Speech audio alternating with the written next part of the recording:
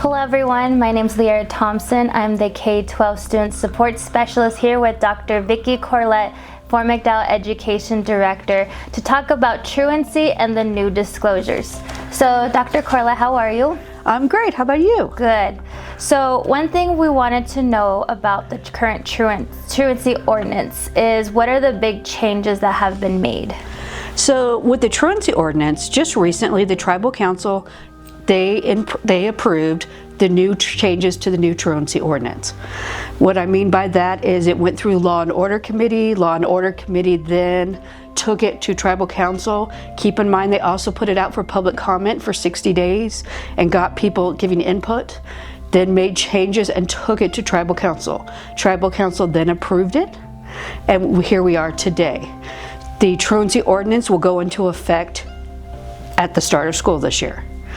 The big changes that you are going to see with the truancy ordinance. One thing that comes to mind is the disclosure. A disclosure is no longer needed for us to track truancy, because keep in mind truancy is a law and it can be enforced. And what I mean by this is it is a law that enforces anybody that lives in the community, anywhere in the community. So it is tracked by your address. It is not tracked by, did you sign a piece of paper? So the paper is no longer attached to it. The disclosure now, which we'll get into later, is more about supports and services education can provide you to help your child be successful. The other changes to the truancy ordinance are just more about, we defined what homeschooling online looks like. We defined a lot of different things. The other thing that we addressed in there was the fines. No longer will you get fined along the way. It's going to be an intervention model where we are going to try to intervene over a 4 to 6 week period, where the truancy or attendance officer is going to intervene with a family that's having attendance issues. If the family does not comply with that attendance officer trying to put intervention in place, getting that kid to school, and we have tried multiple attempts over time, then we will put a packet together and go to the prosecution and go to the courts and then take it there. At that point, the judge or the courts will issue the fines or issue whatever the judgment is going to be at that point, because it is a law, just like when you get a ticket for speeding down the highway. It is a law. So it will be taken that way, but we will put extensive interventions in place to do this. The other thing that's in place, if your child is suspended, let's say they get in trouble and they have to stay home, that's another big change. Many of you have been doing this already, but it is going to be required. If you don't want that suspension to count against your kid, you are going to have to contact me and have your kid come up to education and get assistance and then come do their schoolwork with us.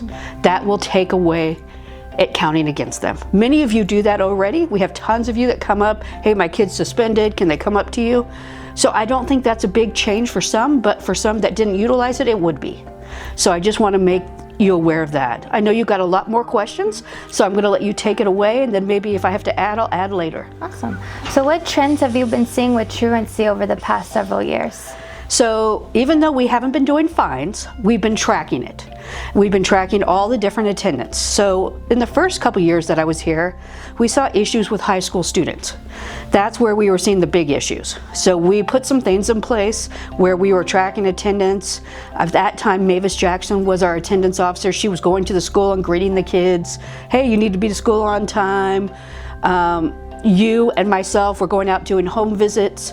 So we were trying some different ways to curb that.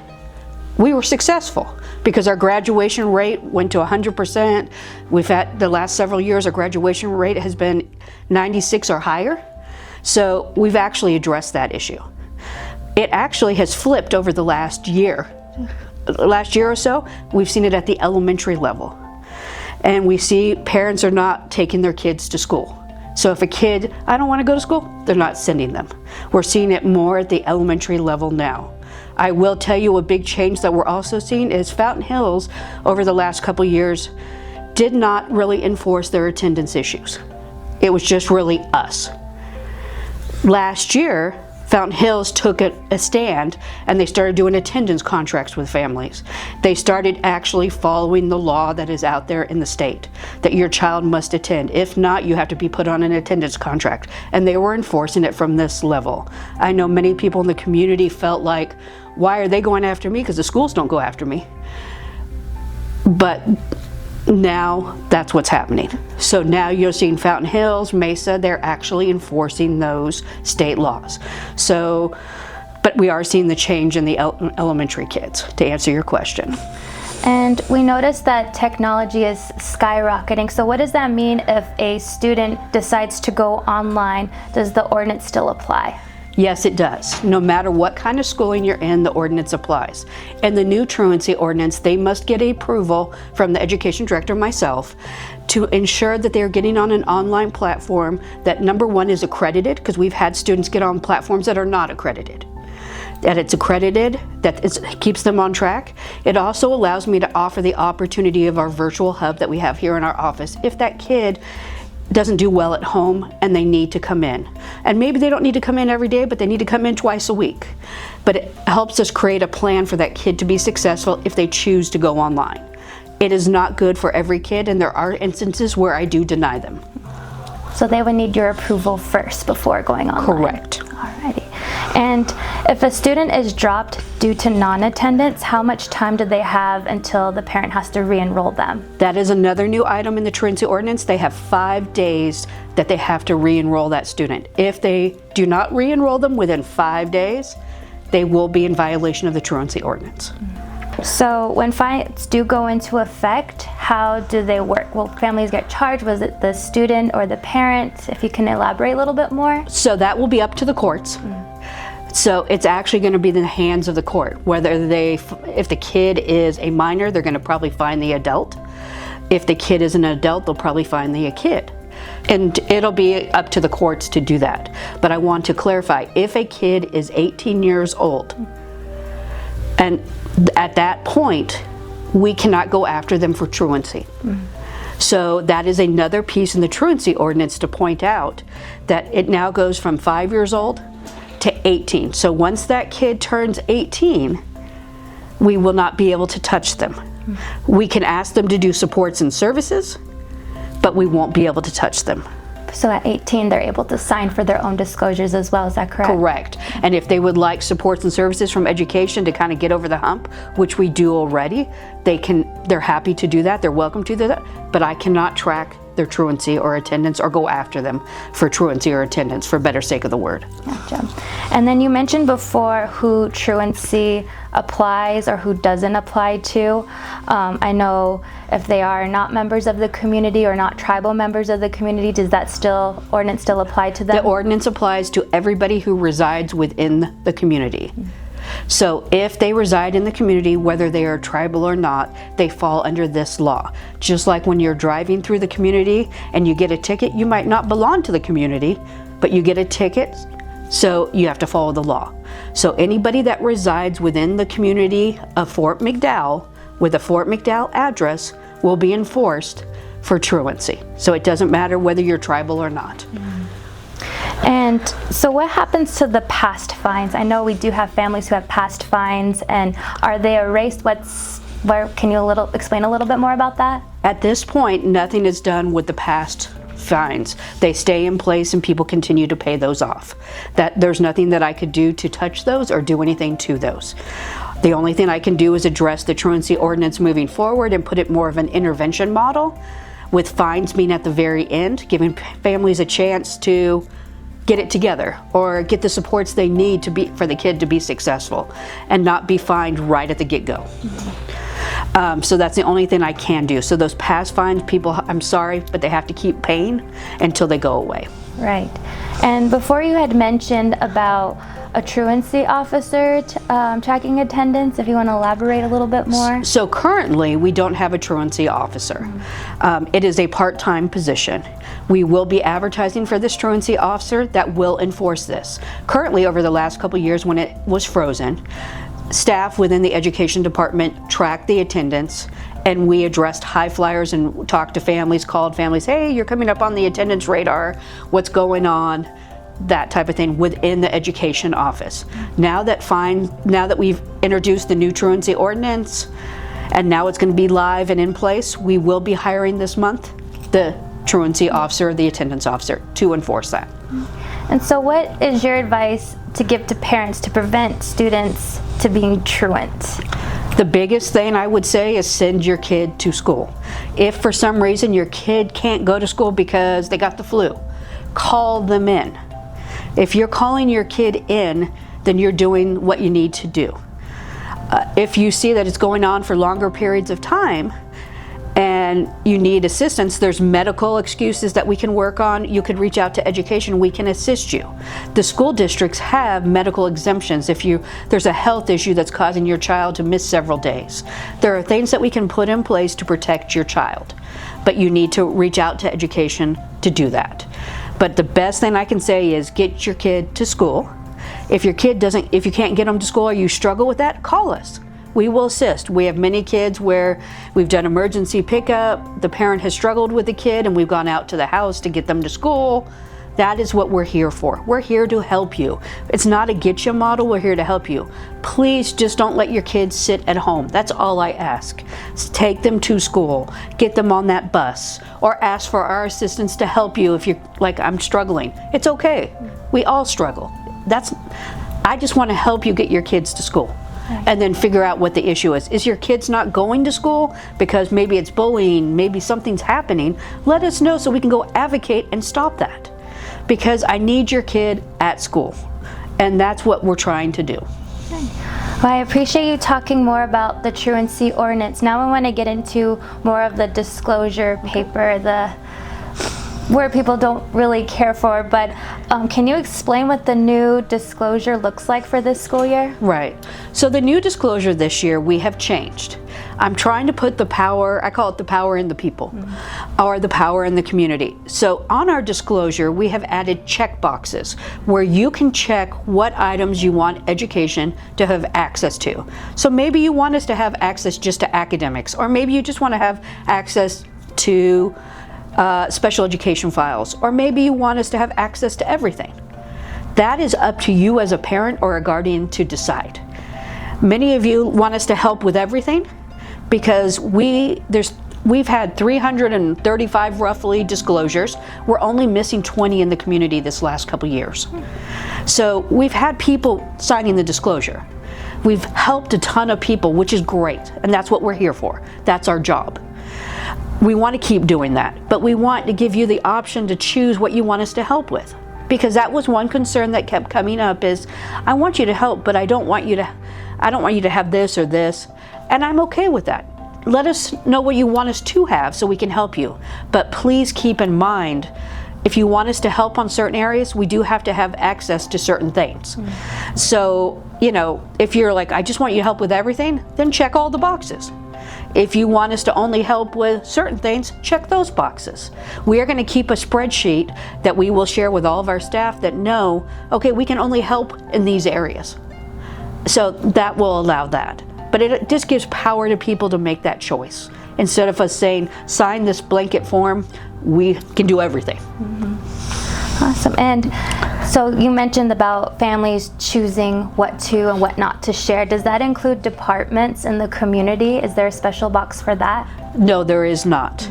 So we will still keep following our policy to keep everything confidential, and will not share without the prior consent of a parent. Awesome. And so if families decide to, maybe now's not the time to sign the disclosure, can they sign it at a later date? Yes, they can. But keep in mind, it's important to do it now so we can help you along the way, instead of calling me or calling somebody and being like, oh, there's issues going on, I need help now. And I don't want to have to say, hey, can you wait? I need you to sign this paper first before I can help you. I'd rather have it in place so if an issue does come up, I can let me help you right away. I don't want to have to stall me helping you because I need to get the paper signed. And if families maybe sign it now but choose to not use the services, what happens then? So if they sign it now and they don't use any of the services, that's fine, it just sits there. If for some reason down the line they've signed it they use a couple services and they're unhappy with what we're providing, or they're unhappy with a situation and they're like, I just want to pull my disclosure, they have the power to do that too. The power is in the guardians. The power is in the people. So they can tell us what they want and don't want. There's no timeline that says if you don't do it by this day or that day. We're always here to help you. But the big thing is, you don't want to wait till the last minute to do it. And I know the situations don't happen last minute, but we want to be prepared for what could happen. Right. So, but that is completely up to the family. So who is allowed to sign the disclosure of information? The official guardian must sign the disclosure. So what I mean is, if the courts gave you a power of attorney and you're the guardian, then you can sign it. If you're just a grandmother and you're just taking care of your kids but you don't have guardianship, you cannot sign it. It would have to be whoever has the guardianship of those children. Right. Awesome. And so who receives a copy of the disclosure? I know you mentioned it being at the office, but does anybody send them out? Who has a copy of it? So we keep them within our office, so the education staff knows who they can work with and who they can't. Okay. We also share them with Fountain Hills or the school districts that we work with. So they know that we have the capability, that we know that we have your permission to work with them. So for example, Fountain Hills, we let them know because we have our academic strategy teachers there. So they have to know who they can assist and who they can't. And that's also part of the disclosure, keep in mind. So if you do not sign the disclosure or check that piece that you need, the Mrs. V at the middle school, or Yolanda Nez at the high school, or Miss Connor at the elementary, they wouldn't be able to help you. They have to have access to able to support your kid, and so that would need to be signed. So the school districts will know that we have these disclosures because they can't release any of this stuff unless we have it. And that would be the same for the Native American education program at Mesa Public Schools, right? That would be the exact same thing. Awesome. All right. Is there any other recommendations you have for the disclosure for parents when they're filling it out? I think they have to fill it out the way they're comfortable. I don't want us to tell them, hey, you have to fill this, this, and this. This is driven by them, unless there's something they want to explain to them. It is really what you are comfortable doing. And I encourage families to do what they're comfortable doing. I think education over the last several years has done a good job building relationships with families and building trust with families. That tells you our disclosures are very high. We do a lot of advocating, we do a lot of tutoring, we do a lot of virtual hub. We do a lot in the schools. I mean, we go in and meet with the kids for the graduation rate. The disclosure allows us to do all these great services. The emergency pickup if your kid misses the bus, which we did several of last year. This disclosure allows that capability. I don't want this disclosure, and people I called it the D word, just like I call the S word for splash pad. I call it the D word for disclosure. Many people didn't like it. So we're trying to change it to be a different way. Right. And so I think we've been successful over the last couple of years. Obviously, we have the few that still don't want to sign it. But hopefully now, maybe where they have a choice to say, hey, I do want them to help with this, they will sign it. So we can help all in the community. And keep in mind the services for the disclosure, to clarify this. This is for anybody that resides in the community. So disclosures are for anybody that resides in a Fort McDowell address. So you don't have to be enrolled in the community to get a disclosure. You sign it, we will support you. I always tell people services, they're not technically free, but they're free. We help anybody who resides in this community. The only time that tribal comes into it is if you want us to fund something, whether it's through higher ed or whether it's through some fees or that are associated with tribal kids in our K-8 or K-12 policy. That's the only time that you see those fees being done. Other than that, we can help all children, and that's what we should do. And that's why the disclosure is important for anybody. Awesome. Well, I appreciate you discussing more about the Truancy Ordinance and explain a little bit more about the disclosure of information form, but where can they contact you if they have any questions? Feel free to give me a call and please give me a call to my direct number, which is the 480-789-7229. Many of you also have my work cell that contact me regularly. Please feel free to call that. I'm happy to answer any questions or explain any parts of it you're not sure. I'm also going to have a table at the Back to School Bash where specifically about truancy, where you can come talk to me about the truancy ordinance, because I know it's going to be new. I know we're putting it back out. There's not a ton of changes. We're just clarifying a lot of things in it. But the big changes are that it's now a law and it can be enforced for all. So, but I can explain any details or any questions you might have and talk to you at that time. Or you can come one-on-one. I'm always here. So you can reach out and say, hey, can I stop by and talk to you? I have people that come by all the time to talk. So please, my door is open. Come see me. And so we can talk about it. Because this is just a snippet what we're putting out for you to, and I appreciate you doing this interview because it gives them an understanding about what is coming. The other thing that we're going to do is put out a flyer. That flyer will also kind of put the highlights and explain it. So hopefully that will help as well. Awesome. Well, I appreciate you meeting with me. And again, thank you for tuning in. This is Leara Thompson, your K-12 Student Support Specialist with Dr. Vicki Corlett of Fort McDowell Education. Thank you.